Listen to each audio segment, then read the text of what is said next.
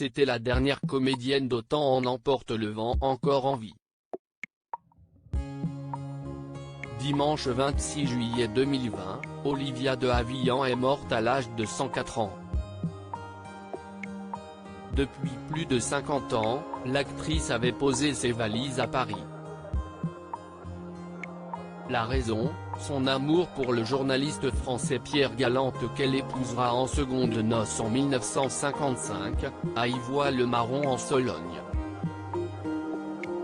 De cette union qui prendra fin en 1979, naîtra Gisèle.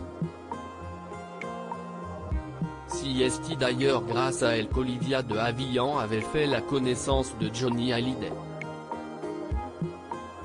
Dans les colonnes du Parisien, Henri-Jean Servat, écrivain et journaliste, raconte pourquoi elle a un lien avec l'idole des jeunes. J'avais assisté en compagnie d'Olivia à un concert de Johnny Hallyday, avec lequel sa fille Gisèle Galante était alors fiancée, au Parc Chano, à Marseille. On était à la console et Olivia, avec ses petits escarpins, battait du pied sur les rythmes de Johnny. C'était vraiment la rencontre de deux mondes, a confié le journaliste.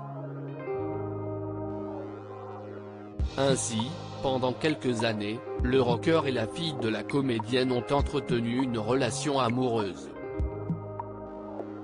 Si les Tourtereaux avaient fait le choix de se dire oui pour la vie, Johnny Hallyday aurait alors été le beau-fils de la comédienne. Très proche de sa fille, Gisèle Galante, on ignore si elle avait un avis tranché sur la relation qu'elle a entretenue avec le célèbre chanteur. La fille d'Olivia de Havilland et Johnny Hallyday avaient prévu une date de mariage lors de leur rencontre. La journaliste trouve Johnny Hallyday à cran, grognon, mal luné, mais consentant, par politesse, à répondre à ses questions. Après avoir accepté les excuses du rocker, la fille d'Olivia de Havilland a commencé une discrète idylle avec lui. Il avait d'ailleurs demandé sa main à sa mère.